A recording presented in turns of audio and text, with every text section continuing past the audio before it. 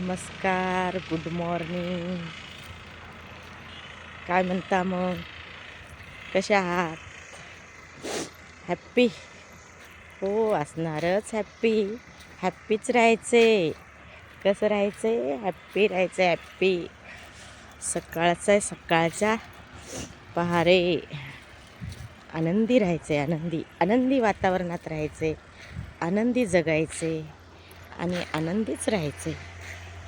पहा, आनंदी राहण्याचे फायदे अनेक आहेत. म्हणून आनंदी राहायचे. आणि आनंदी राहून निरोगी कसं राहता येईल. आनंदी राहण्याचे फायदे की आनंदी राहता येतं आणि आनंदात राहिल्यानंतर निरोगी राहता येतं. मग आनंद आणि निरोगी याचं नातं कसं आहे?